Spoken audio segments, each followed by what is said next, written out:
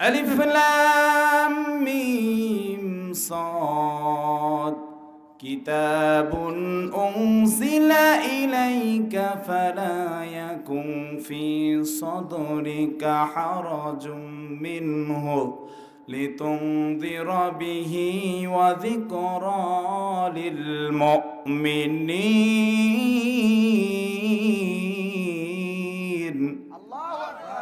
আল্লাহ পাক রব্বুল আলামিন আপনার আমার মালিক আল্লাহ ডাক দিয়া বলে, কিতাবুন উনজিলা ইলাইকা, হে নবী আমি আল্লাহ রব্বুল আলামিন আপনাকে যে একটা কিতাব কোরআন দিয়েছি, এই কোরআন দিয়ে আপনি কি করবেন? মানব জাতির বিভিন্ন সমস্যার সম্মুখীন হয়ে আপনার কাছে আসবে। তারা যখন আপনার কাছে আসবে, মানব জাতি যে কোনো সমস্যার সম্মুখীন হয়ে যখন আপনার কাছে আসবে, নবী গো এই কোরআন আমি আল্লাহ রাব্বুল আলামিন আপনাকে কেন দিয়েছি জানেন? যখন মানুষ বিভিন্ন সমস্যা নিয়ে আপনার কাছে আসবে, আপনি কোনো কিছু থেকে না, এই কোরআন থেকে তাদেরকে সমাধান দিয়ে দিবেন। হে নবী আপনি ভুলে যাবেন না, আপনি যখন এই কোরআন দিয়ে কথা বলবেন, আপনি যখন তাদেরকে কোরআন দিয়ে তাদের সমস্যার সমাধান করার চেষ্টা করবেন, এমনও অনেক কথা আছে তাদের সঙ্গে মিলে যাইতে পারে, তাদের যে কাজকর্ম আছে, কৃতকর্ম আছে, তাদের সঙ্গে মিলে যাইতে পারে। এরপরে আপনাকে যারা ভালোবাসতো তারা কিন্তু আপনাকে ভালোবাসা ছেড়ে দিবে। যারা আপনাকে হাদিয়া তোহফা দিত তারা আপনাকে হাদিয়া তোহফা দিয়া বন্ধ করে দিবে, কারণ কোরআনের কথাগুলো তাদের সঙ্গে মিলে যাবে। তখন আপনাকে তারা হিংসা করা শুরু করবে। যেমনটা দেখেছিলাম আপনার আমার পয়গম্বর মুহাম্মদ রাসূলুল্লাহ, যখন মোহাম্মদ ছিলেন শুধুমাত্র মোহাম্মদ আল আমিন বিশ্বাসী ছিলেন সবার কাছে, যখন লা ইলাহা ইল্লাল্লাহ কোরআনের দাওয়াত দিয়েছেন, তখনই মানুষজনের কাছে তিনি খারাপ হয়ে গেছেন। কথা বলেন ঠিক কিনা? আল্লাহর নবীকে আল্লাহ রাব্বুল আলামিন ডাক দিয়ে বলেন, তখন আপনি ভয় করবেন না, চিন্তা করবেন না, আপনার চিন্তার কোনো কারণ নাই। আল্লাহ রাব্বুল আলামিন কোরআনের অন্য এক জায়গায় বলেন, ওয়ালা তাহিনু ওয়ালা তাহজানু ওয়া আনতুমুল আ'লাউনা ইন কুনতুম মুমিনিন। আল্লাহ রাব্বুল আলামিন আপনার আমার মতো বান্দাদেরকে ডাক দিয়ে বলে, বান্দা তোমরা ভয় করবা না, চিন্তা করবা না, টেনশন করবা না, তোমরাই বিজয়ী হয়ে যাবা। ইন কুনতুম মুমিনিন, তোমরা যদি মুমিন হয়ে থাকো তোমরাই বিজয় গ্রহণ করবা। বলি সুবহানাল্লাহ। সুতরাং নবী আপনি চিন্তা করবেন না, এই কোরআন থেকে কথা বলার জন্য আপনি ভয় করবেন না। কোরআন যেটা দিয়ে সমাধান দেয় সেইভাবে আপনি সমাধান দেওয়ার চেষ্টা করবেন, কারণ এই কোরআন আমাদেরকে হেদায়েতের পথ কিন্তু বলে দিয়েছে। দিয়েছে কি দেয় নাই? এই কোরআন আমাদেরকে হেদায়েতের পথ বলে দিয়েছে, কিন্তু এই কোরআনের কথা শুনে আমাদের কিন্তু সকলের হেদায়েত আসে না। আমি আপনাদের কাছে প্রশ্ন করতে চাই, একটু উত্তর দিবেন বাবাজিরা। সূর্য দেখেছেন? সূর্য দেখছেন কিনা? সূর্যের কাজ কি? দেওয়া, আলো দেওয়া। কিন্তু অনেকেই কিন্তু এই সূর্যের আলো পায় না। যারা অন্ধ আছে তারা কি সূর্যের আলো দেখতে পায় নাকি? কথা বলেন না কেন? সূর্য তার আলো ঠিক মতো দেয় কি দেয় না? কিন্তু যারা অন্ধ আছে তারা সূর্যের আলো পায় না। দোষ কি সূর্যের? না, যে চোখ দেশে দেখতে পারে না সেটা তার চোখের দোষ। সূর্যের আলো ঠিক মতো সূর্য ঠিক মতো দিচ্ছে। কোরআন ও হেদায়েতের পথ বলে দিয়েছে। যারা হেদায়েত পায় না তাদের হেদায়েত নেওয়ার মতো, হেদায়েত পাওয়ার মতো মন মানসিকতা না থাকার কারণে তারা হেদায়েত পায় না। কিন্তু কোরআন হেদায়েতের পথ বলে দিয়েছে। আল্লাহ পাক রব্বুল আলামিন পবিত্র কোরআনুল কারীমের সূরাতুল জিনের ভিতরে আল্লাহ রাব্বুল আলামিন জানিয়ে দিচ্ছেন, قل أوحي إلي أنه استمع نفر من الجن فقالوا إنا سمعنا قرآنا عجبا। আল্লাহ পাক রব্বুল আলামিন ডাকতে বলেন, হে নবী আপনি বলুন, জিনদের একটা দল এই কোরআন শুনেছে। কোন কোরআন? এই কোরআন শুনেছে। আল্লাহর নবীকে আল্লাহ রাব্বুল আলামিন ডাক দিয়ে বলতেছেন, হে নবী আপনি এই কথা বলুন তাদেরকে, জিনদের একটা দল এই কোরআন শুনেছে। এই কোরআন শোনার পরে কি করেছে? আন্নাহুস্তামা'না ফারুম মিনাল জিন্নি ফাকালু ইন্না সামি'না কুরআনান আজাবা। আল্লাহ রাব্বুল আলামিন ডাক দিয়ে বলেন, এই কোরআন শোনার পরে তারা তাদের জাতির লোকদের কাছে গিয়ে বলেছেন, আমরা একটা আশ্চর্য ধরনের কোরআন শুনলাম, বিস্ময়কর একটা কোরআন শুনলাম। কোরআন শুনে কিন্তু আমরা কেউ বসে নাই। কোরআন শোনার পরে আমরা বসে নাই। ইয়াহদি ইলার রুশদি ফাআমান্না বি, এই কোরআন আমাদেরকে হেদায়েতের পথ বলে দিয়েছে। সুবহানাল্লাহ বলি। জিনদের একটা দল সাক্ষ্য দিচ্ছে এই কোরআন আমাদের হেদায়েতের পথ বলে দিয়েছে, বলি সুবহানাল্লাহ। আমরা শুধুমাত্র হেদায়েত নিয়ে বসে নাই, আমরা হেদায়েত পাওয়ার পরে ফাআমান্না বি, আমরা এর উপরে ঈমানও এনেছি। সুতরাং যারা এই কোরআনের আলোচনা থেকে হেদায়েত পায় না, আপনি মনে করবেন তাদের অন্তরের মধ্যে মোহর লেগে গিয়েছে, এই জন্য তারা হেদায়েত পায় না। অথচ আল্লাহর নবীর সাহাবীরা কত কষ্ট করেছেন হেদায়েত পাওয়ার পরে, কত চিন্তা, কত টেনশন করেছেন, কত আঘাত সহ্য করেছেন। এরপরে এই ঈমান আনার পরেও তারা ঈমান ভুলে যায় নাই, জীবন দিয়ে দিয়েছে। তারপরেও তারা আল্লাহর এবং আল্লাহর রাসূলের আনুগত্য থেকে তারা দূরে সরে যায় নাই। নবীর একজন সাহাবী নাম ছিলেন আব্দুল্লাহ। এই আব্দুল্লাহ যখন ঈমান গ্রহণ করেছিল, আব্দুল্লাহ যখন ঈমান গ্রহণ করেন, তার চাচা যখন খবর পেয়েছিল আব্দুল্লাহর বাবা দুনিয়াত সে মারা গিয়েছিল, তার চাচা খবর পেলেন বাপ দাদার ধর্ম বাদ দিয়ে আব্দুল্লাহ ইসলাম ধর্ম গ্রহণ করেছেন, মুহাম্মাদের কালিমাকে গ্রহণ করেছে। এই কথা শোনার পরে তার চাচা খুব ক্ষিপ্ত হয়ে গেলেন, রাগান্বিত হয়ে গেলেন যে বাপ দাদার ধর্ম বাদ দিয়ে আব্দুল্লাহ কোন ধর্ম গ্রহণ করেছে। আব্দুল্লাহকে ডাক দেওয়া হলো, আব্দুল্লাহ তুমি নাকি ইসলাম গ্রহণ করেছো, আল্লাহর নবীর আনুগত্য করতেছো, আব্দুল্লাহ তুমি এই কাজ কেন করেছো? এই কাজ করেছো তুমি কি সত্য নাকি? আব্দুল্লাহ তুমি ডাক দে বলো। আব্দুল্লাহ ডাক দে বলেন, চাচা আপনি আমাকে অনুমান করে কথা বলছেন কেন? আকাশের সূর্য যেমন সত্য, আমি ইসলাম ধর্ম গ্রহণ করেছি এটাও সত্য। কিন্তু ঠুনকো কারণে আমরা মুসলমানেরা মুসলমান হিসাবে অনেকেই পরিচয় দিতে লজ্জা বোধ করি, আছে না নাই? কেন পরিচয় দিতে লজ্জা বোধ করি? কারণ মুসলমান হয়ে যেই কাজগুলো আপনার আমার করার দরকার, সেই কাজগুলো আমরা কিন্তু অনেকেই করতে পারি না। আব্দুল্লাহর কোনো ভয় নাই, চাচাকে ডাক দিয়ে বলতেছেন, চাচা আকাশের সূর্য যেমন সত্য, আমি ইসলাম ধর্ম গ্রহণ করেছি এটাও তেমন সত্য। চাচা হাত দিয়ে গালের মধ্যে একটা চড় মেরেছেন। ভাতিজা ডাক দিয়ে বলতেছেন, চাচা আপনি আমাকে মারেন না কেন? আমি সত্য কথা সব সময় বলবো। চাচা ডাক দিয়ে বলেন, আব্দুল্লাহ তুমি যে অপরাধটা করেছো, তুমি কি জানো এই অপরাধের শাস্তি কি হতে পারে? আব্দুল্লাহ ডাক দিয়ে বলেন, চাচা আপনি আমাকে যত শাস্তি দেন না কেন আমি মাথা পেতে নিব। আব্দুল্লাহ বলতেছেন, আমাকে কি শাস্তি দিবেন? চাচা ডাক দিয়ে বলতেছেন, ভাতিজা তোমার যে সম্পত্তি আছে এই সম্পদগুলো আমি নিয়ে নিব। আব্দুল্লাহ ডাক দিয়ে বলেন, চাচা আমার সম্পদ জোর করে নেওয়ার প্রয়োজন নাই, আমি আব্দুল্লাহ আপনাকে আমার সমস্ত সম্পত্তি দান করে দিলাম। চাচা ডাক দিয়ে বলতেছেন, ভাতিজা এটাই শেষ নয়, তোমার পরনের মধ্যে যে কাপড় আছে সব কাপড় আমি খুলে নেব। আব্দুল্লাহকে এত লজ্জিত ইজ্জত নষ্ট করে তার কাপড় সমস্ত কিছু খুলে নেয়। দৌড়ে মার কাছে গিয়ে ডাক দিয়ে বলেন, মা আমাকে একটা চাদর দাও, আমার দিকে তাকায়ও না। মা একটা চাদর দিলেন। সতর ঢাকার পরে আব্দুল্লাহ ডাক দিয়ে বলতেছেন, মা দুনিয়ার কোন দরবারে যদি আমার জায়গা না হয়, আমি আমার মুহাম্মদুর রাসূলুল্লাহ সাল্লাল্লাহু আলাইহি সাল্লামের দরবারে অবশ্যই অবশ্যই জায়গা পাবো। আব্দুল্লাহ মুহাম্মদ রাসূলুল্লাহ সাল্লাল্লাহু আলাইহি সাল্লামের দরজার সামনে গিয়ে দরজা নক করেন। আপনার আমার পয়গম্বর মুহাম্মদ রাসূলুল্লাহ সাল্লাল্লাহু আলাইহি সাল্লাম দরজা খুলে বের হলেন। তাকায় দেখেন একটা যুবক থরথর করে কাঁপতাছে।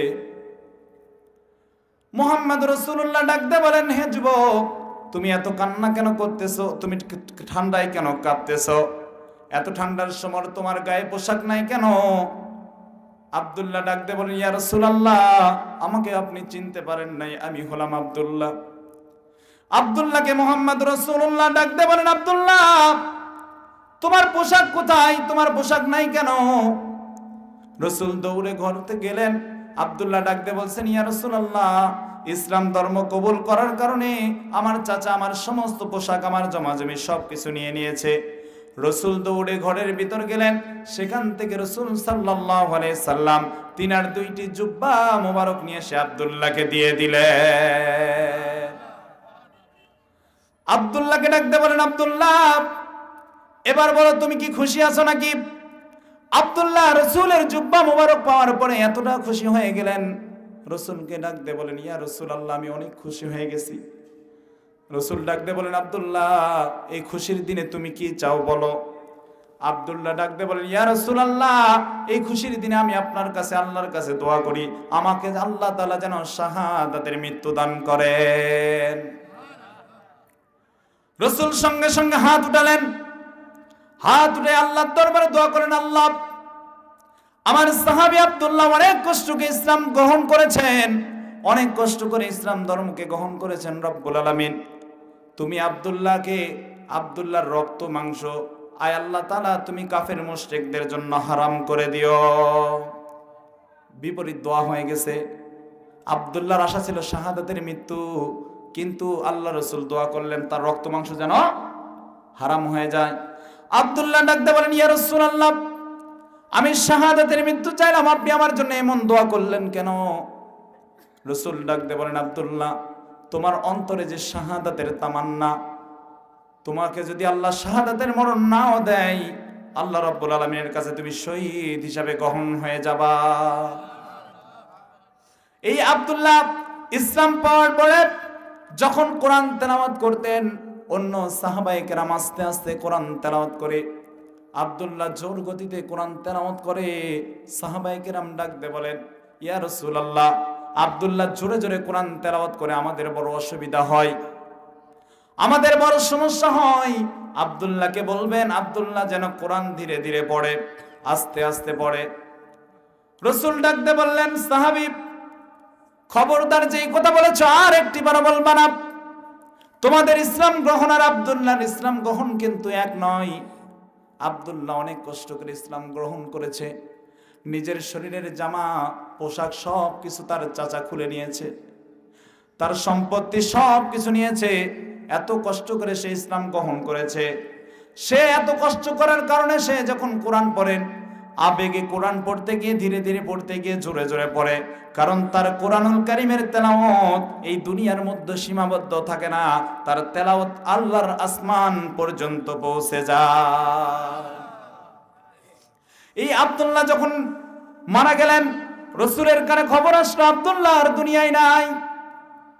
রাসূল সঙ্গে সঙ্গে ডাক দিয়ে বললেন, আব্দুল্লাহর জানাজার ইমামতির অনুমতি আমি কাউকে দিব না, আমি মুহাম্মদ রাসূলুল্লাহ সাল্লাল্লাহু আলাইহি সাল্লাম আব্দুল্লাহর জানাজার ইমামতি করব। শুধুমাত্র তাই নয়, আব্দুল্লাহর জানাজার শেষে আব্দুল্লাহর লাশটা মুহাম্মদ রাসূলুল্লাহ সাল্লাল্লাহু আলাইহি সাল্লাম নিজের হাত দিয়ে নামালেন। ডানে আবু বকর, বামে উমরকে নামায়া আব্দুল্লাহর লাশটা কবরে নামাইছেন। রাসূল কবরে লাশ নামানোর সময় আল্লাহর কাছে ডাক দিয়ে বলেন, রব্বুল আলামিন, আমার এই আব্দুল্লাহর প্রতি আমি এতদিন পর্যন্ত খুশি আছি, ইয়া রাসূল, ইয়া আল্লাহ, এই আব্দুল্লাহর প্রতি আপনিও সন্তুষ্ট থাকেন বলে সুবহানাল্লাহ। এত কষ্ট করে ইসলাম গ্রহণ করেছেন, কিন্তু আমি তো ইসলাম কষ্ট করে গ্রহণ করি নাই, এর কারণে আমরা ইসলাম থেকে দূরে আছি, ইসলাম থেকে দূরে সরে গেছি। কথা বলেন ঠিক কিনা? ইসলামের মায়া মহব্বত কিন্তু আমাদের অন্তরের মধ্যে অনেকের নাই। কারণ ইসলাম যদি আমরা কষ্ট করে পাইতাম তাহলে হয়তো, এই জন্য একটা গ্রাম্য ভাষায় একটা কথা বলে, আমরা খতনা করা মুসলমান। কথা বলেন না কেন?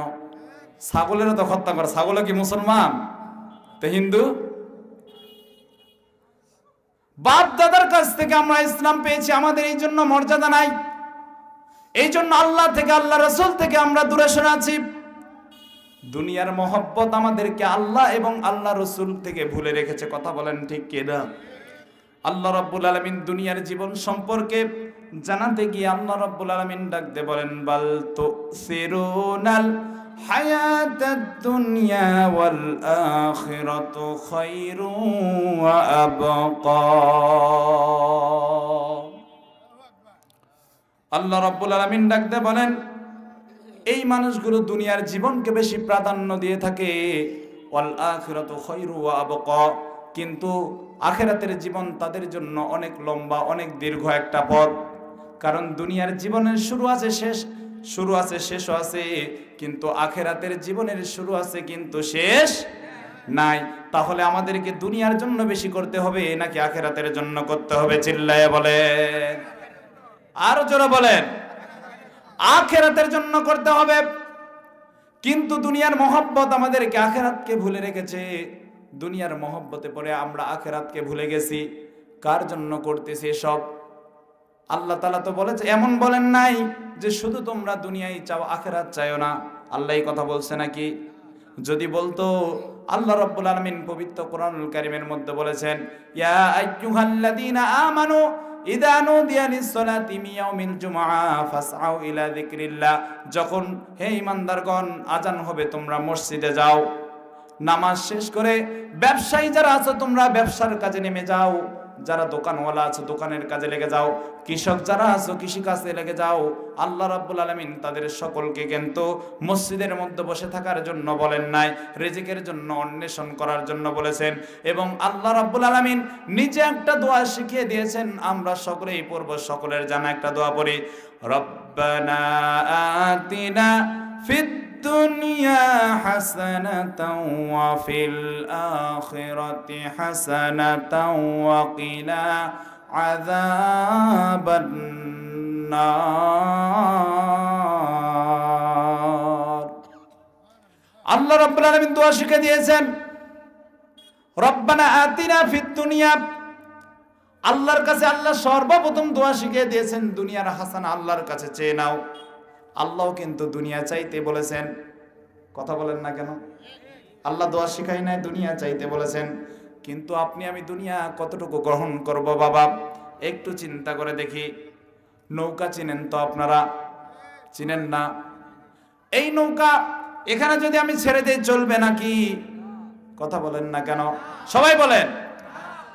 নৌকা কোথায় চলবে? পানি ছাড়া নৌকা চলবে নাকি? এখন নৌকা যদি মনে করি, পানি রে আমার জন্য তুই বড় প্রয়োজন, তুই আমার জীবন, হে পানি তুই ছাড়া আমি চলতে পারি না, পানি রে তুই আমার বড় মহব্বত, তুই ছাড়া আমি চলতে পারি না। এবারে নৌকা করলো কি? নৌকার যে সামনে আছে সামনের দিকে করে দিয়েছে একটা ফুটা। কথা বলেন না কেন? মনে করতেছে অনেক মুসল্লি মনে করছে হুজুর বুঝি নৌকার ওয়াজ করতেছে। কোন নৌকা? কথা বলেন না কেন? জিমাই গেছেন? এখন নৌকা যদি মনে করে নৌকা তুমি আমার জীবনের জন্য বড় প্রয়োজন, নৌকার সামনে করে দিয়েছেন ফুটা, তলা করে দিয়েছেন ফুটা। এবার নৌকা গন্তব্যে পৌঁছিবে, পানি ঢুকে কি হয়ে যাবে? ভাইরা এই জন্য দিলাম, এই জন্য উদাহরণটা দিলাম আপনাদেরকে। আমি এই উদাহরণটা দিই এই জন্য, আপনার আমার জন্য দুনিয়াও ততটা প্রয়োজন, নৌকার জন্য পানি যতটুকু প্রয়োজন আপনার আমার জন্য দুনিয়াও ততটুকু প্রয়োজন। কিন্তু নৌকার মতো যদি বুদ্ধি করে দুনিয়াকে বেশি আমরা গ্রহণ করে ফেলি, দুনিয়াকে আমরা গ্রাস করে খাওয়ার চেষ্টা করি, হালাল হারাম সুদ ঘুষ কোনো কিছু দেখার কোনো দিকে দরকার নাই, খালি পাও আর খাও।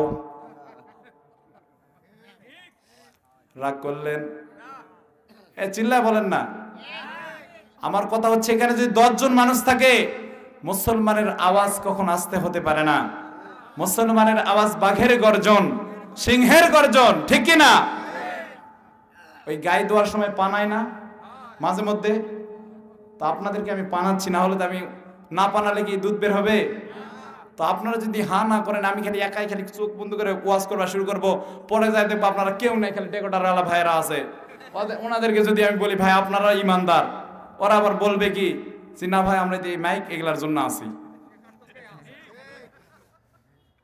কথা বলেন না কেন? এই জন্য একটু হানা শব্দ দিন আমার সঙ্গে, হ্যাঁ? রাগ করলেন বাবা? তাহলে দুনিয়া আমরা গ্রহণ করব কি করব না? করবে। কম না বেশি? যতটুকু লাগবে, যতটুকু প্রয়োজন ততটুকু দুনিয়া আমরা গ্রহণ করব। দুনিয়া যদি একবারে পাওয়ার খাও যদি শুরু করে দেয়, তাহলে আপনাকে আল্লাহর সামনে কিন্তু একদিন দাঁড়াতে হবে। ইন্না বাতশা রাব্বিকা লাশাদীদ। আল্লাহ রাব্বুল আলামিনের সামনে যখন ধরবেন, আল্লাহ রাব্বুল আলামিন বলেন আমার পাকড়াও কিন্তু কঠিন। ধরে ধরে ধরে না, ধরলে আল্লাহ কিন্তু ছাড়বে না। তার বাস্তব উদাহরণ আমরা জানি, ফেরাউনকে ধরেছিল আর ছাড়ে নাই। ফেরাউন ডাক দেয়া কয় আল্লাহ আমি এবার বুঝেছি, আমাকে আর একটু সময় দাও। রব্বুল আলামিন আমাকে একটু সময় দাও। নীল নদের চুবানোর আগে আল্লাহকে ডাক দে, বলে আল্লাহ আমি তো জানি আপনি একটা মালিক আছেন, আর একটু সময় দেন, আমি দুনিয়াতে এবারে গিয়ে এগুলো আর কোনো কিছুই করব না। আল্লাহ রব্বুল আলামিন ডাক দে বলেন আল আন, এখন, এতদিন তুমি সময় পাওনি, এখন তুমি তওবা করতে আসছো। সম্মানিত ভাইয়েরা আমার, এই জন্য আল্লাহ যেদিন ধরবেন সেই দিন কিন্তু ছাড় দিবেন না। দুনিয়াকে ক্রম গ্রহণ করার চেষ্টা করব। হাসানাতাও ওয়া ফিল আখিরাতি হাসানা, এরপরে আল্লাহ বলছেন আখিরাতের হাসানাও তোমরা অর্জন করো। আখিরাতের হাসানাও আল্লাহর কাছে চাওয়ার জন্য আল্লাহ রাব্বুল আলামিন বলেছেন আপনাকে আমাকে। কিন্তু দুনিয়ার বুকে আপনি আমি এমন পাগল হয়ে গেছে, হালাল হারাম দেখার বিষয় নাই। একটা কথা বলে যেতে চাই, আপনি যতই কাজ করেন না কেন, হালাল হারাম যে কিছু করেন না কেন, এগুলোর হিসাব কিন্তু আপনাকে দেওয়া লাগবে। আপনার পাপের হিসাব কিন্তু কেউ দিবে না। বাইজিদ বুস্তামি রহমাতুল্লাহি আলাইহি একদিন রাস্তা দিয়ে যাচ্ছেন, রাতের বেলা ডাকাত তাকে ধরে ফেলেছে। বাইজিদ বুস্তামিকে ডাক দিয়ে বলে তোমার কাছে কি কি আছে আমাকে দিয়ে যাও। বাইজিদ বুস্তামি ডাক দিয়ে বলে ডাকাত আমি আপনাকে সব কিছু দিতে চাই, আমার অসুবিধা নাই, কিন্তু আপনার কাছে আমার একটা কথা। কি সেই কথা? ডাকাতকে বাইজিদ বুস্তামি ডাক দিয়ে বলেন ডাকাত আমার কাছে যা কিছু আছে আমি সব তোমার কাছে দিয়ে দিব, আমার কোনো আফসোস নাই, কিন্তু তোমার কাছে একটা কথা জানবার চাই। তুমি যে রাতের অন্ধকারে এই যে মানুষ টাকা এই যে চুরি করতেছো, ডাকাতি করতেছো, এগুলো তুমি তোমার স্ত্রী সন্তান পরিবারের লোকজনদের কাছে নিয়ে যাও, ঠিক কিনা? বলে হ্যাঁ। আচ্ছা তুমি আমাকে এখানে দড়ি দিয়ে বাঁধো, এই যে খড়কুটোগুলো আছে এগুলো দিয়ে বেঁধে রেখে যাও। বেঁধে রেখে তুমি বাড়িতে চলে যাও। বাড়িতে গিয়ে তোমার স্ত্রীকে ডাক দাও। তোমার স্ত্রীকে ডাক দে, বলে স্ত্রী যে এই যে আমি এই পাপের কাজগুলো করি, এই পাপের কাজের ভাগ সে নিবে নাকি? বাইজিদ বুস্তামিকে শক্ত করে একটা খড়কুটা দিয়ে বেঁধে রেখে ডাকাত বাড়িতে গিয়ে ডাক দে, বলে ও প্রাণের স্ত্রী আমি তোমার জন্য চুরি করি, তোমার জন্য ডাকাতি করি। ও প্রাণের স্ত্রী তোমার জন্য আমি ডাকাতি করি, তোমার জন্য আমি চুরি করি। এই যে একটা আমি পাপের কাজ করি, স্ত্রী রে আমি যে এই পাপের কাজ করি, বলো তো তুমি এই পাপের ভাগ কি নিবা না?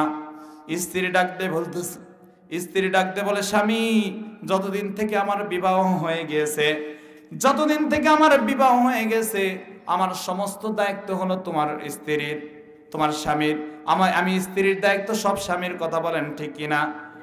স্ত্রী ডাক দে বলতেছে স্বামী তুমি আমাকে কোথা থেকে খাওয়াবা, কোথা থেকে নিয়ে আসবা সেটা আমি জানি না, কিন্তু তোমার পাপের ভাগীদার আমি স্ত্রী হতে পারবো না। ডাকাত সুন্দর করে যায়। এবারে তার সন্তানকে ডাক দে, বলে সন্তান আমি রাতের অন্ধকারে ডাকাতি করি, হারাম কাজ করি, আমি এগুলো তোমার জন্য করি রে সন্তান। আচ্ছা বলো তো তুমি কি আমার এই পাপের ভাগ নিবা না? সন্তান ডাক দে বলতেছেন বাবা আমি সন্তানের দায়িত্ব সব তোমার, তুমি এখন কোথা থেকে নিয়ে আসবা, কোথা থেকে আমাকে খাওয়াবা আমি কিছুই জানি না, এই পাপের ভাগ আমি সন্তান নিতে পারবো না। মা বাবার কাছে গিয়ে বলেন, মা বাবা একই কথা বলেন। ডাকাত সঙ্গে সঙ্গে দৌড়ে এসে বাইজিদ বুস্তামিকে ডাক দিয়ে বলেন হুজুর আমি বাড়িতে গিয়ে দেখলাম, প্রশ্ন করলাম সবাইকে, কেউ আমার পাপের ভাগ নিবে না, কেউ আমার পাপের বোঝা নিবে না, কারণ আল্লাহ রাব্বুল আলামিন তো আগেই বলে দিয়েছেন লা তাজিরু ওয়াজিরাতুন ওয়িজরা উখরা, যার যা কৃতকর্মের ফল তাকে দিতে হবে, কেউ কারো পাপের বোঝা নিবে না। কথা বলেন ঠিক কিনা? বাইজিদ বোস্তামিকে ডাক দিয়ে বলেন, হুজুর আমার পাপের বোঝা তো কেউ নিবে না গো হুজুর, আমাকে তওবা করায়া দেন এই মুহূর্তে। এই জন্য আল্লাহ বলেন, কুল্লু নাফসিম বিমা কাসাবাত রহিনা, মৃত্যুর পরে আল্লাহ রাব্বুল আলামিন কারো কোনো সম্পর্ক রাখে না। সব সম্পর্ক, দুনিয়ার যত সম্পর্ক আছে সব সম্পর্ককে আল্লাহ পাক রব্বুল আলামিন শেষ করে দেয়। এই জন্যই তো দুনিয়ার সম্পর্ক মৃত্যুর পরে আল্লাহ তাআলা সব কিছুকে শেষ করে দেয়। কার জন্য এরকম চুরি করতেছি, ডাকাতি করতেছি? আবু হুরায়রা রাদিয়াল্লাহু তাআলা আনহুর নাম শুনছেন কি শুনেন নাই? আপনাদের ইমাম সাহেবের নাম নাকি? আলহামদুলিল্লাহ, নবীর সাহাবীর নাম আবু হুরায়রা, নাম জানি কি জানি না। এই আবু হুরায়রা রাসূলের কাছ থেকে 5000-এরও বেশি অধিক হাদিস বর্ণনা করেছেন। সে আবু হুরায়রা চোখের পানি ফেলে কান্না করতেছেন। সঙ্গে সাথী যারা ছিল আবু হুরায়রাকে ডাক দিয়ে বলতেছেন, আবু হুরায়রা তুমি কি তোমার দুনিয়ার জন্য কান্না করতেছো নাকি? আবু হুরায়রা ডাক দিয়ে বলেন, আল্লাহর কসম তোমার দুনিয়া আমাকে কাঁদাতে পারবে না, তোমার দুনিয়ার জন্য আমি কান্না করতেছি না। হে আবু হুরায়রা তাহলে তুমি কেন কান্না করো? আবু হুরায়রা ডাক দিয়ে বলেন, আমি তো কান্না করতেছি কিয়ামত দিবসের কথা ভেবে, আমি তো কান্না করতেছি আল্লাহর সামনে আমাকে একদিন দাঁড়াতে হবে সেই কথা ভেবে, আমি তো কান্না করতেছি আল্লাহর সামনে দাঁড়িয়ে আমি কি জবাব দিব সেই কথা চিন্তা করে আমি কান্না করতেছি। কোন আবু হুরায়রা চিন্তা করে? যেই আবু হুরায়রা আল্লাহর নবীর থেকে 5000-এরও অধিক হাদিস বর্ণনা করেছে, বলি সুবহানাল্লাহ। আর আপনার আমার কি হয়ে গেল? আপনার আমার কি অবস্থা হয়ে গেছে, যার কারণে আমি দুনিয়ার বুকে ডুবে আছি, একটু চিন্তা ভাবনা আমি করতেছি না, শুধুমাত্র আল্লাহর চিন্তা বাদ দিয়ে দুনিয়ার চিন্তা নিয়ে পড়ে আছি। আল্লাহর সামনে যে আমাদেরকে দাঁড়াতে হবে, আল্লাহর সামনে দাঁড়ায় আমাদেরকে যে হিসাব দিতে হবে, এই কথাটা মনে আছে কি নাই? আল্লাহর সামনে দাঁড়িয়ে যে হিসাব দিতে হবে, এটা বিশ্বাস করেন কি করেন না?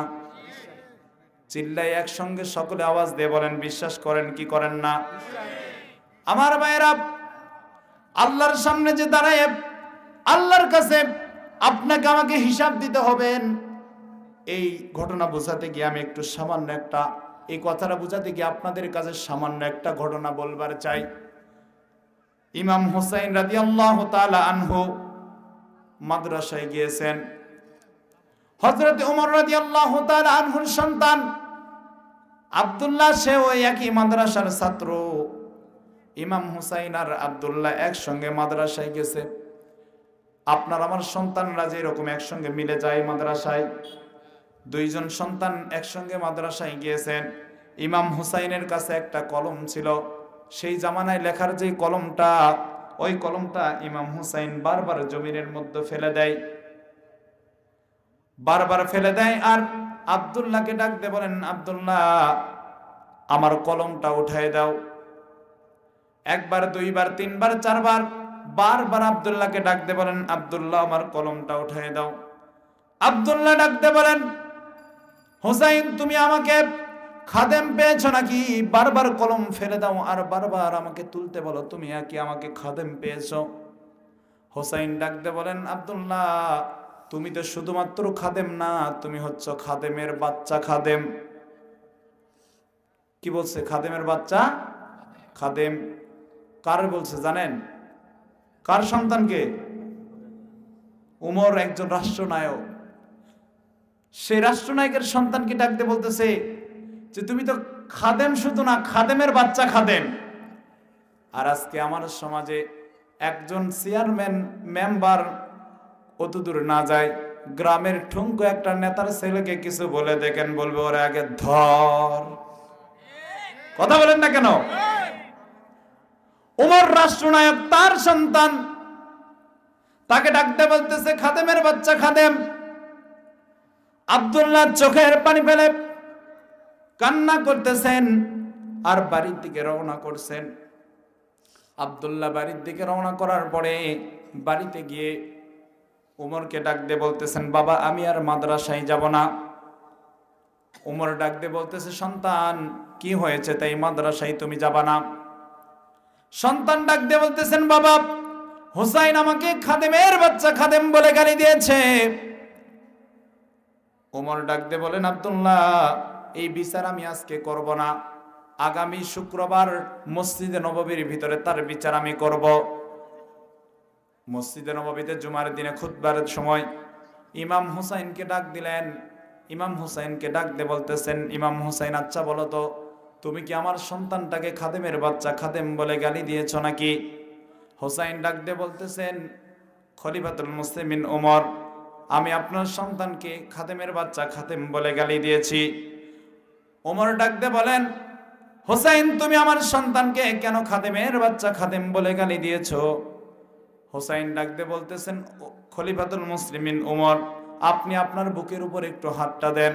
হাতটা দিয়ে ডাক দিয়ে বলেন, আপনি কি আমার নবী মুহাম্মদ রাসূলুল্লাহ সাল্লাল্লাহু আলাইহি ওয়াসাল্লামের খাদেম ছিলেন না? ওমর এই কথা শোনার পরে চোখ দিয়ে টপ টপ করে পানি পড়তেছে। ওমর কান্না করে আর হুসাইনকে ডাক দিয়ে বলে, হুসাইন একটু আগে যেই তুমি কথাটা বললা, এই কথাটা কি তুমি আমাকে লিখে দিতে পারবা নাকি? হুসাইন ডাক দিয়ে বলতেছেন, হে উমর আমি পারবো না কেন, অবশ্যই পারবো, আমাকে কলম দেন আমি লিখে দিচ্ছি। তখন খেজুর পাতার উপরে হুসাইন লিখে দিলেন, এই উমর আমার নবী আমার নানা মুহাম্মদ রাসূলুল্লাহ সাল্লাল্লাহু আলাইহি সাল্লামের খাদেম ছিলেন। উমর ডাক দিয়ে বলতেছেন, উপস্থিত সকলকে ডাক দিয়ে বলতেছেন, বিচার হয়ে গেছে। ছোট বাচ্চা আব্দুল্লাহ বাবাকে ডাক দিয়ে বলতেছে, বাবা বিচার তো শুরুই করলেন না, শেষ হলো কেমনে? ছোট বাচ্চা তো বোঝে না। উমর ডাক দিয়ে বলতেছে, সন্তান এই বিচার দুনিয়ার জন্য হয় নাই, এই বিচার আখিরাতের বিচার হয়ে গেছে। যেই উমরকে আল্লাহ রাব্বুল আলামিন দুনিয়ার বুকে জান্নাতের টিকিট দিয়ে দিয়েছে, সেই উমরের জান্নাতের কত চিন্তা, মরণের পরে আল্লাহর সামনে জবাব দিতে হবে তার চিন্তা।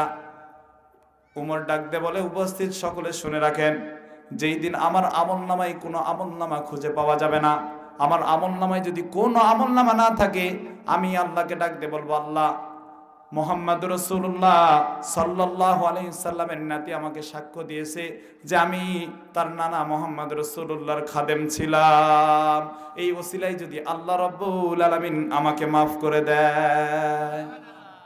সম্মানিত ভাইয়েরা আমার, তারা কিরকম করে আল্লাহ রাসূলের দিনকে আঁকড়ে ধরেছেন, আর আমরা কেমনে আঁকড়ে ধরেছি?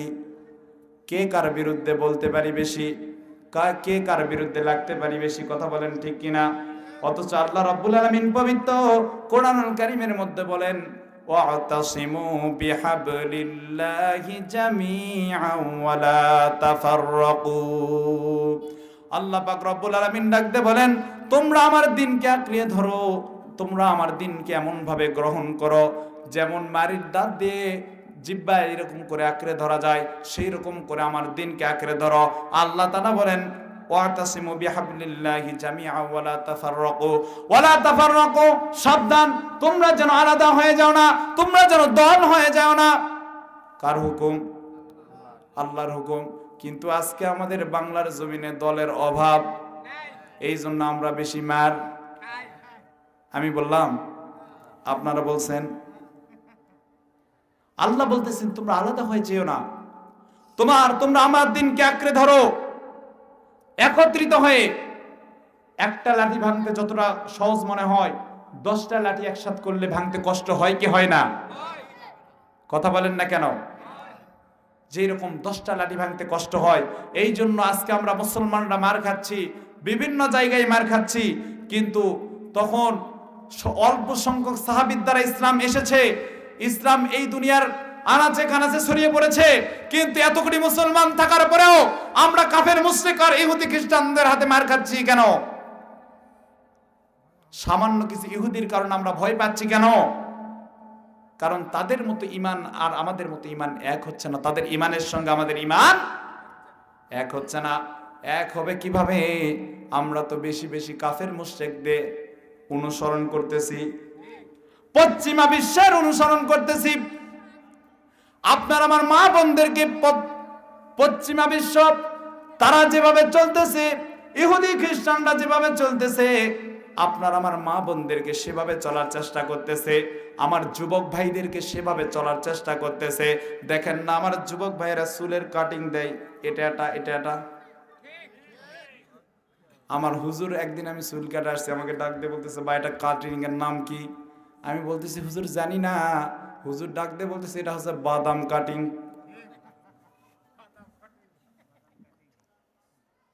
আপনার সন্তানের এরকম চুল কাটে না? আমার আইডল মেসি, আমার আইডল রোনালদো বলে কি বলে না? মেসির জন্য জীবন দিয়ে দিব, বলে কি বলে না? এই যুবক ভাই আছো তারা কথা বলে না কেন? যুবক ভাইরা বলবে এবারে, যারা যুবক আছে, আমার আইডল ইহুদি খ্রিস্টানেরা তারা তো আপনাকে আমাকে চায় তাদের মতো বানানোর জন্য, কথা বলেন ঠিক কিনা? আমি একটা গল্প পড়েছিলাম আপনাদেরকে একটু শোনাবো। সুন্দরবন খুলনা আছে, নাম শুনছেন কিনা? ওই খুলনার সুন্দরবনে কাকড়া, বড় বড় কাকড়া পাওয়া যায়। কাকড়া চিনেন? কাকড়া চিনেন তো? ওই কাকড়াগুলো কোথায় থাকে? খালের মধ্যে থাকে। কোথায় থাকে বলেন? খালের মধ্যে থাকে। এই কাকড়াগুলোকে শিকার করে একদল শিয়াল পণ্ডিত। কেমনে শিকার করে পড়েছি আমি, আপনাদেরকে শিক্ষার জন্য বলতেছি। এই কাকড়াগুলোকে শিকার করার জন্য শিয়ালেরা একটা অভিনব পদ্ধতি অবলম্বন করে। কি পদ্ধতি অবলম্বন করে? তাদের যে লেজ আছে, এই লেজটা তারা ওই শুনলি ওই যে খাল আছে, খালের ভিতরে দিয়ে দেয়। কাকড়া যখন তার চিমটা দ্বারা চিমটি দেয়, সঙ্গে সঙ্গে লিঙ্গুরটা বের করে, লেজটা বের করে। লেজটাকে তারা বড়শির মতো ব্যবহার করে। কাকড়াটাকে বের করে নিয়ে আসে, তারপরে খায়। এইরকম অনেক বছর ধরে কাকড়া খাচ্ছে। এবারে কাকড়ার দলের একটা হিসাব করলো, এই শিয়াল পণ্ডিত আমাদের বংশ তো আর রাখবে না, এই শিয়াল পণ্ডিতের এখনই থামানো লাগবে। যে করে হোক এই শিয়াল পণ্ডিতের দলকে থামানো যায় কিভাবে সেই চিন্তা করো। সকলের কাকড়া একত্রিত হয়ে মিলিত হলো। বলতেছে এবারে যখন শিয়াল পণ্ডিত তার লেজটা পিছনের দিকে দিবে, আমরা সকলেই তখন কিচ্ছু করব না, গোড়ার থেকে যায় সকলেই ফুট করে একটা মারে দিব। তাই করলো। এবারে শিয়াল পণ্ডিত এসেছেন কাকড়া খাওয়ার জন্য। শিয়াল এবারে লেজ ওই খালের মধ্যে দিয়ে দিয়েছে। খালের মধ্যে যখন দেয়, মাঝখান থেকে তারা আগের দিকে এসে গোড়া থেকে তার লেজটা কেটে দিয়েছে। কি করছে? লেজটা ওই শিয়াল পণ্ডিত যার লেজটা কেটেছে সে আবার শিয়ালেরও রাজা। রাজার নিঙ্গুর নাই, রাজ্য রাজা থাকবে? কথা বলেন না কেন? শিয়াল পণ্ডিত চিন্তা করতেছে, আচ্ছা আমার তো নিঙ্গুর নাই, আমার তো লেজ নাই, আমি যদি যাই রাজাগিরি করবা চাই তাহলে তো রাজাগিরি আর ঠিক থাকবে না। শিয়াল এবার একটা বুদ্ধি করেছে, এখন সবাইকে লেজ কাটা বানানো যায় কিভাবে। শিয়াল সকল শিয়ালকে একত্রিত করেছে, করার পরে ডাক দিয়ে বলতেছে, এ আমার জাতির শিয়ালেরা তোমরা শুনে রাখো, আমাদের বাপ দাদারা, আমাদের আগেকার প্রজন্ম যায় শিয়ালগুলো ছিল, তারা একটা ভুল করেছে। কি করেছে? ভুল করেছে। কি ভুল করেছে? আমরা অনেক সময় মানুষের বাড়িতে মুরগি চুরি করতে যাই, আসে না? মুরগি খাইতে আসি, মানুষ যখন ধাপার দেয়, মানুষ যখন পিছন থেকে ধাওয়া করে, আমরা পালাতে যাই, অনেক সময় গাছ গোছালির সঙ্গে আমাদের লিঙ্গুর পেঁচায়া যায়। এই জন্য আমাদের ধরা পড়ার আশঙ্কা বেশি থাকে। তো আমরা একটা কাজ করতে পারি, আমরা যেন ধরা না পড়ি, আমরা যেন মানুষের কাছে ধরা না খাই, এই জন্য সকলে মিলে একত্রিত হয়ে আমাদের লেজটা একটু কেটে ফেলি। কি করি? ওই শিয়ালের ভিতরে আরো পণ্ডিত নাই? অন্য পণ্ডিত ডাক দিয়ে বলতেছে, শিয়াল মামা তোমার একটু পিছনটা একটু ঢাকা আছে, একটু বের করো তো। পিছন বের করে দেখে তার লেজ নাই। শিয়াল পণ্ডিত তারা ডাক দিয়ে বলতেছে, আমাদের বাপ দাদার প্রজন্ম থেকে তাদের যদি সমস্যা থাকতো সেটা সমাধান করতো, আজকে তোমার লেজ নাই এই জন্য আমাদের লেজ কাটা বানাতে চাও। ও মুসলমান, উদাহরণটা এই জন্য দিলাম, পশ্চিমা বিশ্ব যেভাবে চলতেছে আপনার আমার সন্তানকে, আপনার আমার মা বোনকে ওই রকম লেজ কাটা বানানোর জন্য চেষ্টা করতেছে। কথা বলেন ঠিক কিনা? এই রকম পোশাক পরে পরে আমার মা বোনেরা রাস্তাঘাটে হাঁটাফেরা করে, পশ্চিমা বিশ্বরা তারাই যুবক ভাইগুলো তাদেরকে আইডল মনে করে। এই যুবক ভাই, তোমাদেরকে বলে দিতে চাই, তোমরা এই আগামী প্রজন্মের একজন বার্তাবাহক, তোমরা আগামী প্রজন্মের একজন নায়ক। এই জন্য তোমরা পশ্চিমা বিশ্বর তাদেরকে অনুসরণ করবা না, তোমার আমার অনুসরণ হবে একমাত্র মুহাম্মদ রাসূলুল্লাহ সাল্লাল্লাহু আলাইহি ওয়াসাল্লামের। কথা বলেন ঠিক কিনা? আপনি আমি যদি মুহাম্মদ রাসূলুল্লাহ সাল্লাল্লাহু আলাইহি সাল্লামের অনুসরণ করে চলতে পারি, অনুকরণ চলতে পারি, এই জন্য আমি আপনাদেরকে উদাত্ত আহ্বান করে জানাতে চাই, আজকে এই মাহফিল থেকে যদি আপনি আমি একটা আমলের কথা শুনে যাই, এই মাহফিলটা সফল, এই যুবক ভাইরা যে মাহফিলটা করেছে সেই মাহফিলটা সফল হয়ে যাবে। কিন্তু আপনি আমি আজকে এই মাহফিল থেকে কিছু শিক্ষা নিব। এই সাইমনার তলে ঠিকই বলতেছেন যে হুজুর যেটা বলছে ঠিকই আছে, ঠিকই আছে। এই সাইমনার তল থেকে যখন বাহির হয়ে চলে যাবেন সব কিছু শেষ। উদাহরণের জন্য বলি, একজন ভ্যান চালক গেছে আপনাদের মসজিদে নামাজ পড়াতে, ইমাম সাহেব আসরের নামাজে 3 রাকাতে বসেছে, ভ্যান চালক ডাক দিয়ে বলতেছে আল্লাহু আকবার। ইমাম সাহেব কি করছে? 3 রাকাতে বসছে। 3 রাকাতে বসা যাবে? 4 রাকাতে তো, মানে প্রথম 2 রাকাতে বৈঠক একটা, 4 রাকাতে একটা বৈঠক, ঠিক না? তো ইমাম সাহেব 3 রাকাতের মধ্যে বসে গেছে, ভ্যান চালক লোকমা দিয়ে বলতেছে আল্লাহু আকবার। তার মানে ও বোঝে এই জায়গায় লোকমা দেওয়া যাবে। একজন আলেম ডাক দিয়ে বলতেছেন ভাই, আপনি একজন ভ্যান চালক হয়ে লোকমা দিলেন, ঠিক আছে। বলে হুজুর আমি জানি এই জন্য লোকমা দিয়েছি। ওই হুজুর ডাক দিয়ে বলতেছে ভাই, আপনাদের এলাকায় অমুক অমুক অমুক জন গম মেরে খালো, কম্বল মেরে খালো, সেই দিন তো কোনো লোকমা দিলেন না। ভ্যান চালক ডাক দিয়ে বলতেছে হুজুর ওই জায়গায় লোকমা দিলে আমার চামড়া থাকবে না। আপনারা সাইমনার তলে আমার সঙ্গে ঠিক ঠিক বলতেছেন, বাহিরে গেলে সব শেষ। আচ্ছা বলেন না, চুপ করেন। সম্মানিত ভাইয়েরা আমার, যদি কেউ এগুলো করেন, আমি আপনার বিরুদ্ধে নয়, একজন অসহায় ব্যক্তির নামে যেই জিনিসটা এসেছে এটা আপনার কাছে আমানত। আপনার বাড়িতে অনেক কিছু আছে, কিন্তু শীতের মধ্যে স্টেশনের মধ্যে যায় দেখবেন একটা মানুষ বস্ত্রহীন অবস্থা, আহারে ছবি ফেসবুকের মধ্যে কিছু ছবি দেখলে চোখে পানি চলে আসে। ফিলিস্তিনের বুকে ছোট ছোট সোনামণিরা পানির মধ্যে কাদার মধ্যে শুয়ে আছে। আমার বাংলার জমিনে অনেক অসহায় ব্যক্তিরা স্টেশনে ঘুমিয়ে থাকে, তাদের পরনের জন্য কাপড় নাই। মাঝে মধ্যে ছবিতে দেখা যায় গরুতে পরানো চটগুলো উড়ে উড়ে থাকে। আজকে আপনি গরিব অসহায় এতিম মিসকিনের হক মেরে খাওয়ার চেষ্টা করেন, এগুলো আপনি গরিব অসহায় এতিম মিসকিনের হক মেরে খাচ্ছেন না, আপনি সরাসরি এক জাহান্নামের আগুন খেয়ে ফেলতেছে। সুতরাং এগুলো যারা করে আমি আপনার বিরোধিতা নয়, আমি আপনার পায়ে হাত দিয়ে বলে যাই এই কাজগুলো করার চেষ্টা করবেন না। আপনার কাছে আমানত দেওয়া হয়েছে, আপনি আমানতটা ঠিক করার চেষ্টা করবেন। কারণ রাষ্ট্রনায়ক রসুলের যুগে যে সাহাবী ছিল তারা যেভাবে রাষ্ট্র পরিচালনা করেছে, একটা খুঁত ধরার মতো কোনো ব্যক্তি ছিল না, তাদের খুঁত ধরার মতো কোনো ব্যক্তি ছিল না। আমরা যখন এই কথাগুলো বলি অনেকেই বলে হুজুর খালি জ্ঞান দেওয়া পারে। এখানে অনেকে মনে মনে ভাবতেছে হুজুর খালি জ্ঞান দিচ্ছে, আর অনেকে যা শুনি প্রধান বক্তা আছে, তারপর আরেক প্রধান বক্তা আছে, মানে পোলাও এটা খায় যাবো এই জন্য বসে আছি। হুজুর আপনি যতই কন আমরা বেকা পথে চলে বেকায় চলবো,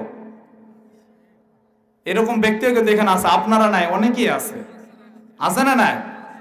এই জন্য একটা বেকা ব্যক্তি সে কথায় কথায় বেকা বোঝে, একদিন চিন্তা করলো সব বেকামো করেছি, সব বেকামো শেষ হয়ে গেছে, আজকে একটা বেকামো করার চেষ্টা করি। কি বেকামো করব?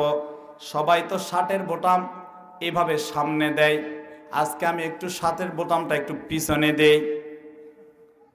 কি করছে? সবাই সামনে দেয়, আমি একটু পিছনে দেই।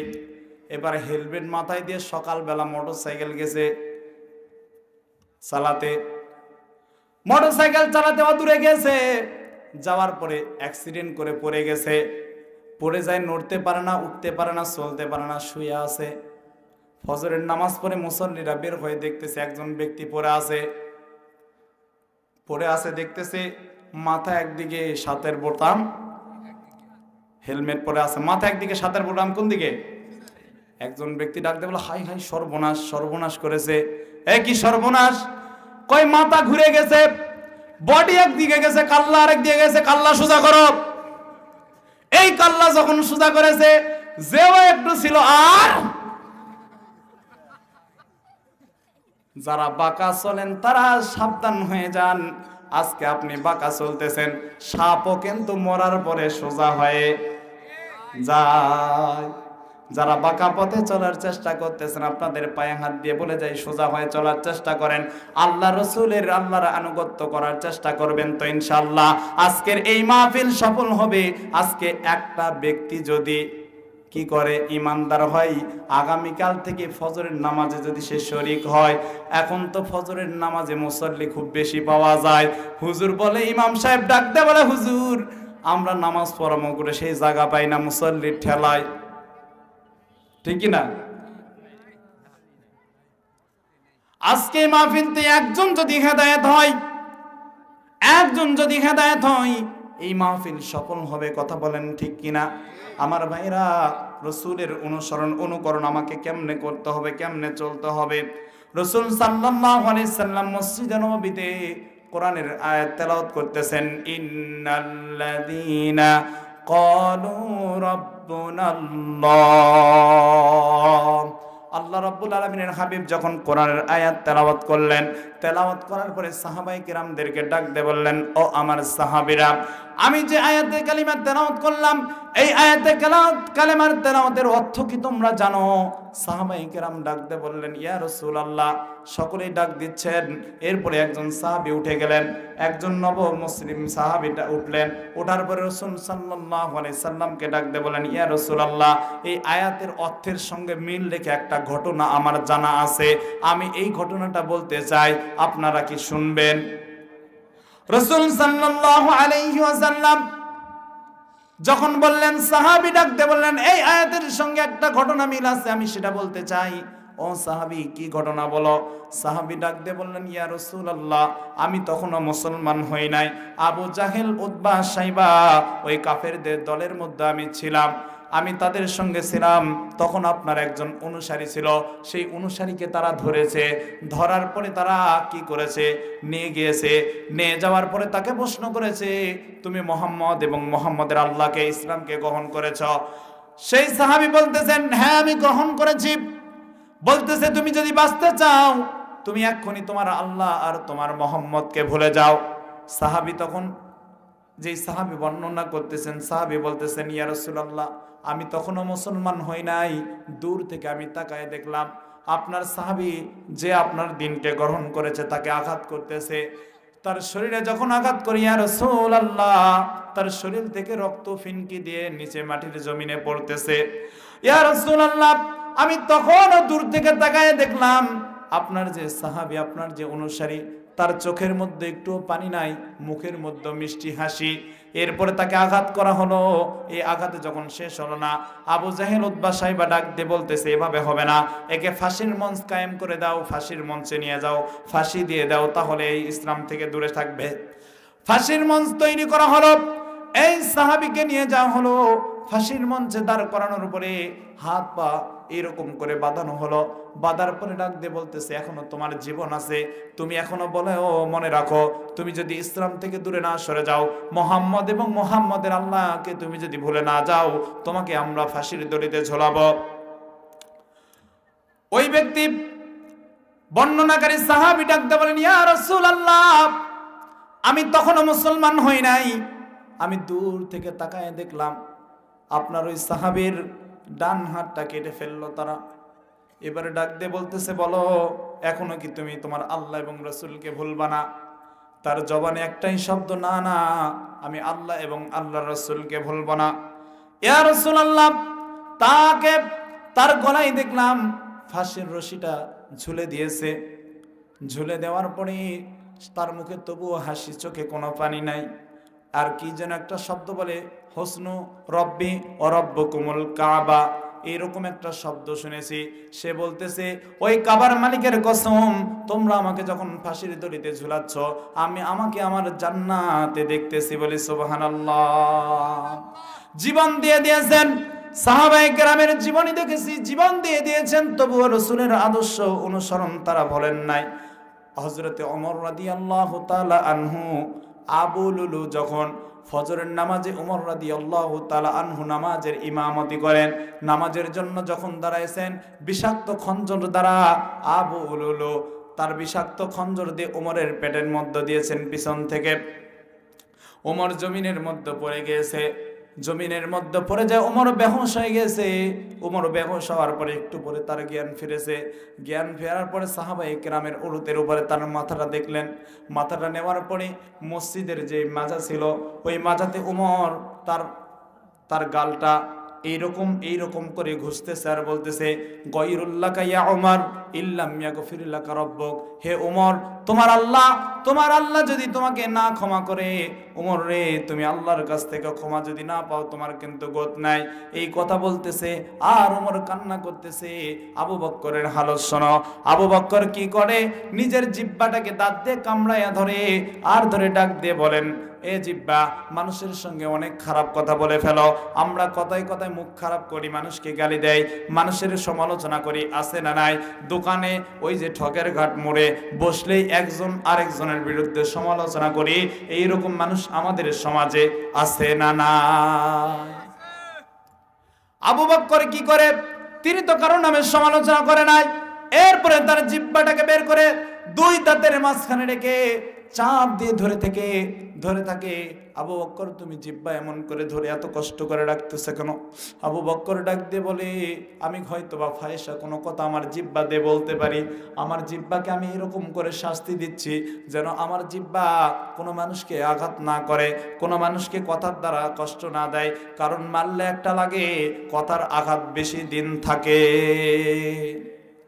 আবু বকরের টেনশন, আবু বকর দূরে চলে যেতেন, গাছের পাতার দিকে তাকায়া বলতেন, ইয়া আবি কুহাফা ইয়া লাইতানি কুনতু আরাকা, হে আবু বকর, আজকে তুমি যদি মানুষ না হয়ে গাছের পাতা হইতা, আজকে তোমাকে আল্লাহর দরবারে হিসাব দিতে হতো না, আল্লাহর সামনে তোমাকে দাঁড়াতে হতো না। এইরকম করে নবীর সাহাবীরা নবীকে অনুকরণ করেছে। আর আপনি আমি কাফের মুশরিকদের অনুকরণ করি, যার কারণে আমাদের সমাজে দেখা যায় বিয়ে বাড়িতে বাদ্যযন্ত্র আমরা বেশি ব্যবহার করি। আপনাদের এলাকায় করে কি করে না? রাসূলের একটা হাদিস আপনাদের শোনাইতে চাই। ও বন্ধুরে, মুহাম্মদুর রাসূলুল্লাহ সাল্লাল্লাহু আলাইহি ওয়াসাল্লাম পাহাড়ের চূড়ায় একদিন সাহাবায়ে কেরামদেরকে নিয়ে গল্প করতেছেন। গল্পের এক পর্যায়ে একটি লোক আসলেন। লোক এসে মুহাম্মদুর রাসূলুল্লাহ সাল্লাল্লাহু আলাইহি ওয়াসাল্লামকে তার হাতটি ধরে সামনের দিকে একটু আড়ালের দিকে ডেকে নিয়ে যাওয়ার চেষ্টা করতেছে।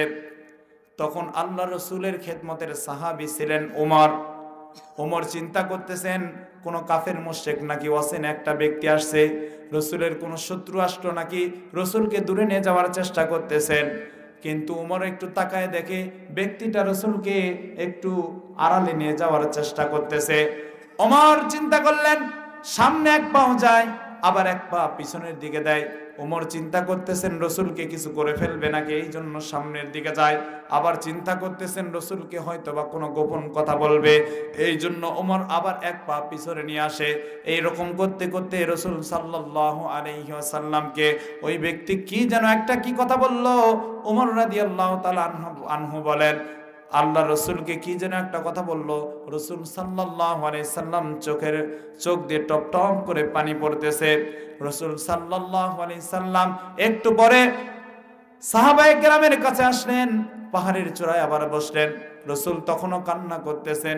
ওমর রাদিয়াল্লাহু তাআলা আনহু যায় বললেন, ইয়া রাসূলুল্লাহ, ওই ব্যক্তিটা কি আপনার শত্রু নাকি? আপনাকে কি এমন কথা বললো, আপনি কেন কান্না করতেছেন?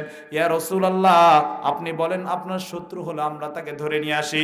হযরত আপনার আমার পয়গম্বর মুহাম্মদ রাসূলুল্লাহ সাল্লাল্লাহু আলাইহি সাল্লাম ডাকতে বললেন, ও আমার সাহাবী, না না না, সে আমার শত্রু নয়, একটু আগে যে এসেছিল সে হলো জিবরাইল আলাইহিস সালাম।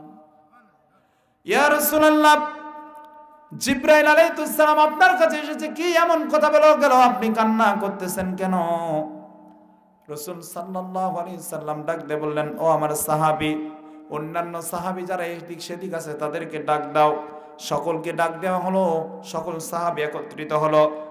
ওমর রাদিয়াল্লাহু তাআলা আনহু বলেন, নবীর সাহাবীরা এমন ছিল, মুরগি যেমন তার বাচ্চাদেরকে ডাকলে একত্রিত হয়, মায়ের পাখনার মধ্যে বসে যায়, নবীর সাহাবীরা এমন ছিল, রাসূল সাল্লাল্লাহু আলাইহি সাল্লাম যখন ডাক দিয়েছেন সঙ্গে সঙ্গে সকল সাহাবায়ে কেরাম এসেছেন।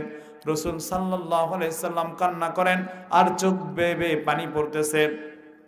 রাসূল সাল্লাল্লাহু আলাইহি সাল্লামের কান্না দেখে সাহাবায়ে কেরাম প্রশ্ন করলেন, ইয়া রাসূলুল্লাহ, আপনাকে জিবরাইল এই মুহূর্তে কি এমন কথা বলে গেল যার কারণে আপনি এত কান্না করতেছেন? রাসূল সাল্লাল্লাহু আলাইহি ওয়াসাল্লাম ডাক দিয়ে বলতেছেন, আমার সাহাবীরা, এইমাত্র আমার কাছে জিবরাইল এসে বসে গেল, এসে বলে গেল আখেরি উম্মত আমার কুকুর আর শুকরের চেহারা নিয়ে আল্লাহর দরবারে দাঁড়াবে। জোরে বলি নাউজুবিল্লাহ। রাসূল ডাক দিয়ে বলেন, আমার সাহাবীরা, আখেরি জামানের উম্মত আমার কুকুর আর শুকরের চেহারা নিয়ে আমার সামনে আল্লাহর সামনে দাঁড়াবে। সাহাবায়ে কেরাম ডাক দিয়ে বললেন, ইয়া রাসূলুল্লাহ, যেই বান্দাগুলো, যে আপনার উম্মতগুলো আল্লাহ রাব্বুল আলামিনের সামনে কুকুর আর শুকরের চেহারা নিয়ে দাঁড়াবে, এরা কি মুসলমান নাকি? আল্লাহর নবী ডাক দিয়ে বলেন, ইয়াসুমুন ইয়াউদ্দুন ওয়া ইউসাল্লুন, তারা মুসলমান, তারা নামাজও পড়বে, রোজাও রাখবে, সব কিছু করবে, তারপরেও তারা আল্লাহর সামনে কুকুর আর শুকরের চেহারা নিয়ে দাঁড়াবে। ইয়া রাসূলুল্লাহ, তাদের অপরাধ কি? রাসূলুল্লাহ সাল্লাল্লাহু আলাইহি সাল্লাম ডাক দিয়ে বললেন, ও আমার সাহাবীরা, তাদের অপরাধ একটা, আখেরি জামানার উম্মত আমার বাদ্যযন্ত্র আর গান বাজনার এমন পাগল হবে যার কারণে তারা আমার আল্লাহ রাব্বুল আলামিনের দরবারে তারা কুকুর আর শুকরের চেহারা নিয়ে দাঁড়াবে। বলি নাউজুবিল্লাহ।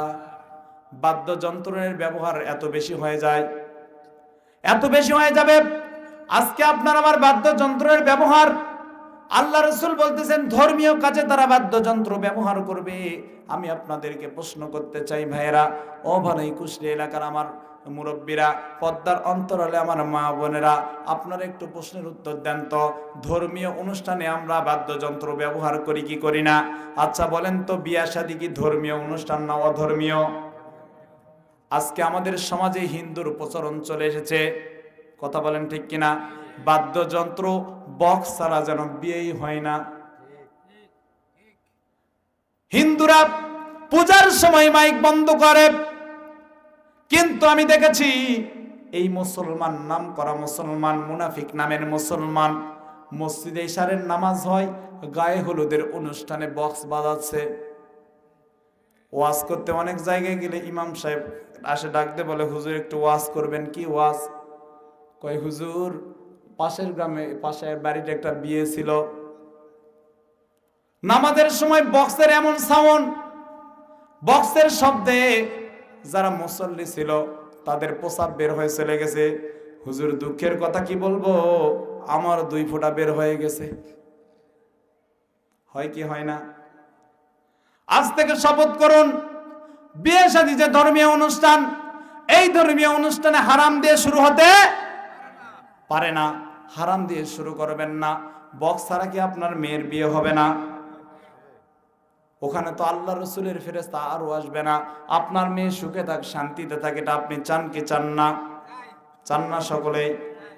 আমার বন্ধুরে, অবানাই কুষ্টি এলাকার যুবকেরা, আজ থেকে শপথ করেন কোন বিয়ে বাড়িতে এই বাদ্যযন্ত্রের ব্যবহার যেন না হয়। আমার ভাই, আমার বোন, আমার ভাস্তা, যার বিয়ে হোক না কেন, সেখানে এই বক্স যেন বাজানো না হয়, সেই ব্যবস্থা করবেন তো ইনশাআল্লাহ।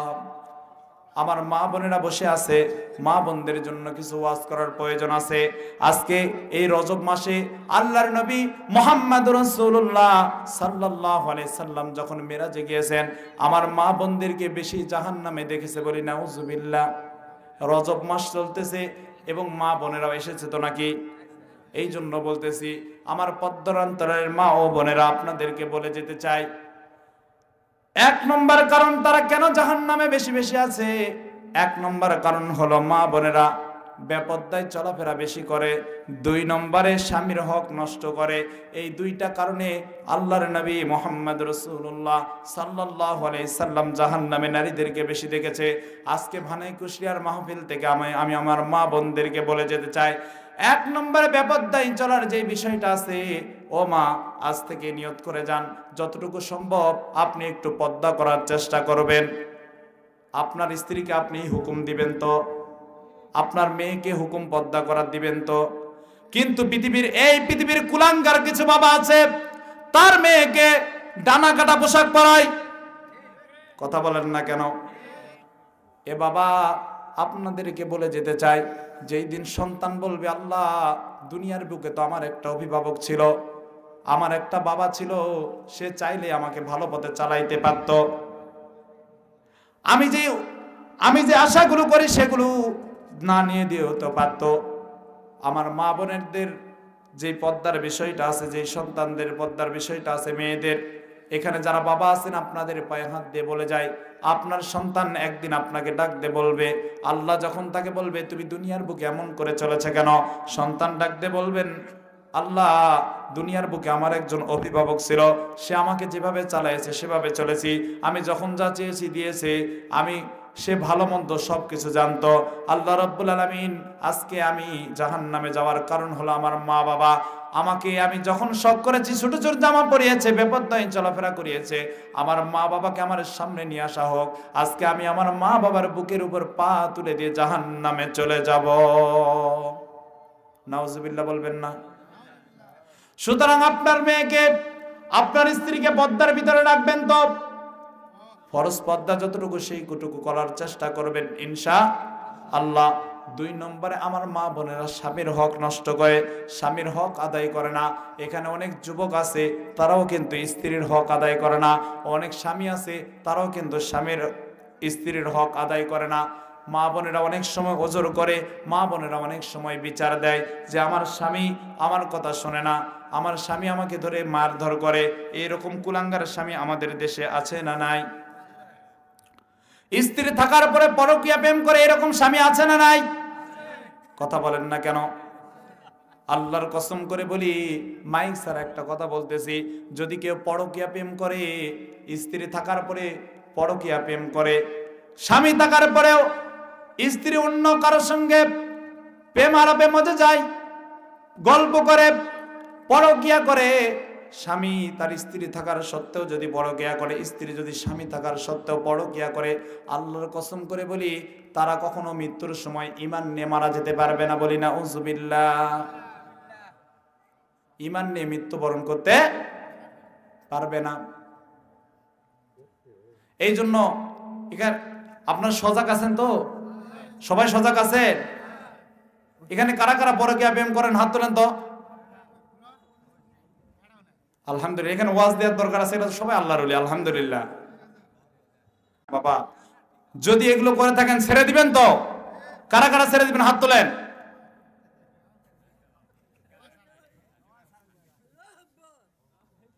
আচ্ছা, ভুল করে অনেকে তুলছে।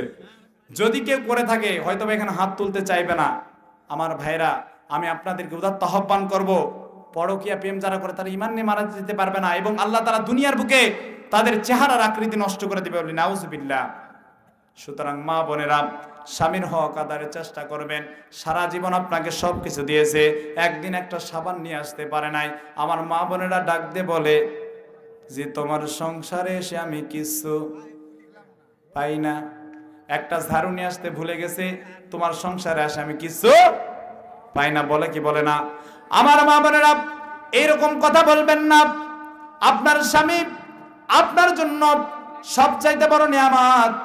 আপনার এই দুনিয়াতে সব কথা কাউকে যদি না বলা যায়, স্ত্রীকে বলা যায়। কথা বলেন ঠিক কিনা? স্ত্রী তার স্বামীর আপন, স্বামী তার স্ত্রীর আপন। এই জন্য আমার মা বোনদের কাছে আমি বিনীত অনুরোধ করে বলতে চাই, ও আমার মা বোনেরা, স্বামীর হক আদায় করার চেষ্টা করবেন। আপনারাও স্ত্রীর হক নষ্ট করার চেষ্টা করবেন না। রাজি আছেন তো ইনশাআল্লাহ?